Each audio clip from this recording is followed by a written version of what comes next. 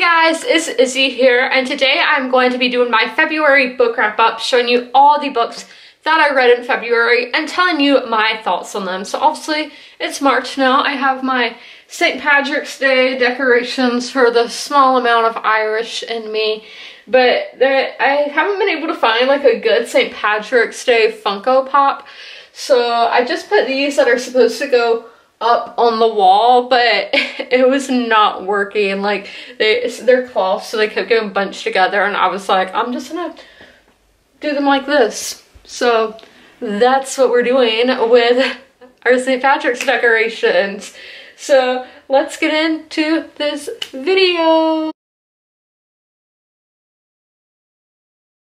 So I'm gonna say that this month was not a great reading month. Not that I didn't read a lot, I read almost every single day, but the books just weren't that great. Two of them are two of them, it actually wasn't that bad. So two were 5-star reads, and then actually, no, that one's not a 5-star, but I did really enjoy it. Yeah, so two of them are 5-star, and one of those is a graphic novel, and I usually don't give a star rating to graphic novels because I just feel like it's really hard to, but this one was just so good that I had to.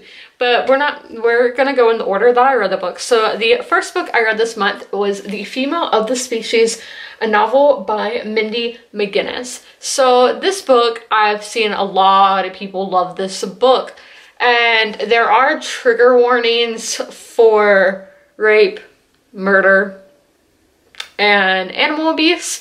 So the animal abuse was the worst one for me personally. It was bad, and I'm reading this with my pets like right here, so, but that was the trigger that really, like, you know, so I think the book could have gone without it personally. Just, yeah, I just think it could have. I don't really see a purpose of it having that in it, but it did. So let's get into the synopsis of this book. So this takes place in small town Ohio in the Midwest, and it's like one of those towns where everybody knows everybody. I understand. So we have Alex, who she is kind of a strange person. Everybody considers her kind of strange, and her sister was murdered like Alex's freshman year of high school, like freshman or 8th grade, I don't really remember. And her sister was older in high school, and she got murdered, and they have never really been able to solve the cases in this town, and so nobody really knows who did it. I mean, everybody has somebody who they think who did it, but there wasn't enough evidence or something for this person to get charged. And then we have Jack, who is your stereotype basketball, football star, and he just feels guilty about where he was the night that the body of Anna, is it Anna? Yeah, when Anna was found. And then there is PK, who I think her real name is Claire, so, but PK stands for preacher's kid, and she hates being called that, so she really just tries to go against that name and do all the crazy stuff, I guess. And so this book just goes through their senior year and how all their stories intertwine. So let's get into so as I told you, I was gonna phone call, so I want to make sure that wasn't anybody I knew. But okay, so what again, I don't really know how I feel about this story. I didn't hate it, but I didn't love it, and I did end up giving it 3 stars. But like, I was intrigued by the story and wanted to know what would happen next. But the characters, I think it was the characters that I just really didn't care about. The ending of this book did leave me really shook though, like, I was really shook. And then I don't really like the writing style. I just don't like writing styles that use a lot of slang and all that, which that may just be part of YA. I don't know. Because I personally am not somebody who uses a ton of slang. I do use some, but I don't use a ton, and I just think it's kind of awkward reading it. So I didn't really like the writing style of this book, and that was the main turnoff for me. So our next book is a graphic novel, and it is Darth Vader Fortress Vader, and this is the 4th volume in the Darth Vader Marvel series. So I don't know if they're going to come out with any more of these, but I have been reading these every time they've come out, and my cat is like staring me dead in the eye right now. Kind of creepy, but this was so good. So this is the 4th one in the series, so I'm not really going to talk about what happened in this one, but in the series, this is basically right after Revenge of the Sith, and when he's trying really to like understand this new body that he's in, because obviously in all this armor, and what he can do and what he can't, and he's still dealing with everything that happened in Revenge of the Sith, and it's just really how a villain is made. Like, it's so good. I talk about this all the time. Darth Vader is my favorite Star Wars character. I love him. The trash truck shows up, but in this, our next book is taking us across the pond to London town. Enough with the British accent. But okay, so this book is Johnson's Life in London, The People Who Made the City That Made the World by Boris Johnson. So Boris Johnson was the mayor of London at one time, so I don't know much about his political standing, so if he's controversial or something, I'm sorry. I don't know much about British politics.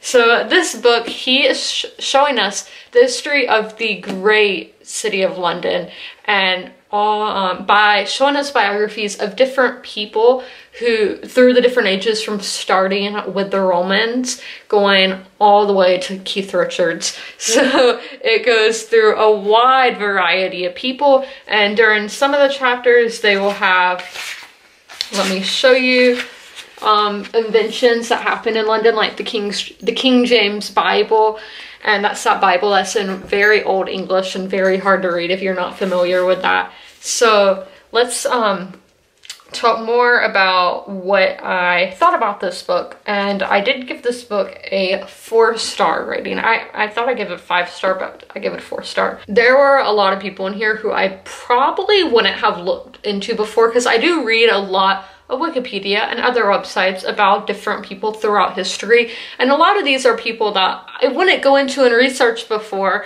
and now I have some people that I want to read some historical novels about, historical fiction novels about, and biographies about, because it was so interesting.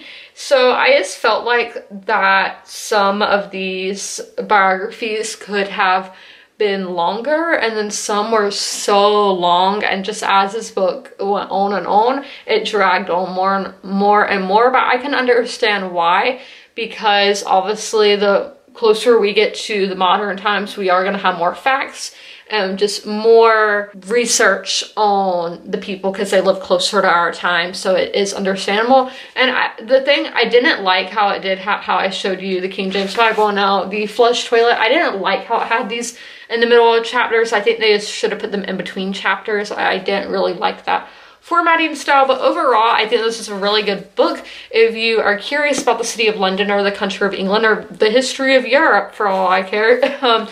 But I really recommend if you have been to London, so that you are familiar with some of these places.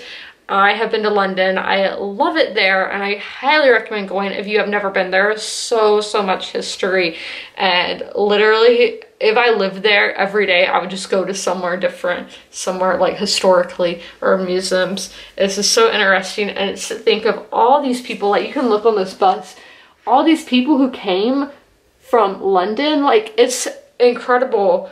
Or people who are just from England, because William Shakespeare's not from London, but you know, his fame came in London. It's just crazy, all these people. I mean, as I said, going from Shakespeare to the Rolling Stones, it's insane. That I really believe England has shaped the world, and this book is trying to prove that London is like the great cities of Athens, like Rome. It's amazing to me. So our next book is another graphic novel, and it is Star Wars Dawn of the Jedi, Prisoner of Bogan, and this is volume 2. So again, I don't give ratings to graphic novels, so I feel like it's a challenge to do so. But this is set like 25,000 years before the original trilogy, and this is really before the Sith and the Jedi. Like, they're not really enemies really at this point. They do use like different sides of the Force, but it's not, I don't know, it's not as bad.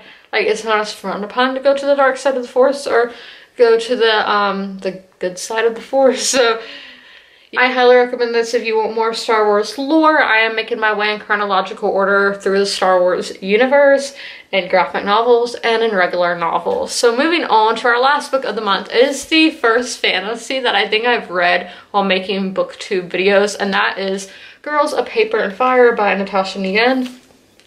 This book I gave a 4 out of 5. I really enjoyed it. I did the audiobook, which I usually don't do audiobooks for books this length, but I was so scared that I wouldn't finish in time in February because I did want to get, even though I would have finished Darth Vader because that wasn't on my original TBR, I just want to finish at least like 5 books a month. That's my ultimate goal.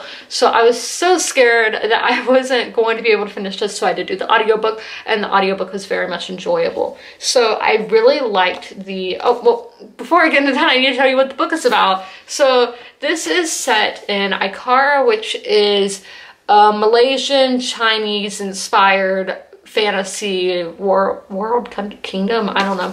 So there are 3 castes in their society. So first we have the paper caste, who are full-blooded humans, and they are the lowest in society. Our second one is a still caste, which is half human, half demon, and they have like some animal features, like they may have cat ears and fur or something like that. And then the third is a full-on demon. And they're the higher up, the king, and that's the moon caste. And the king is the demon king, so he is like a bull figure. Yeah, that was my main problem with the book, but I'll get to that later. So the king chooses 8 women every year from across the kingdom to be concubines at his castle, at his hidden palace.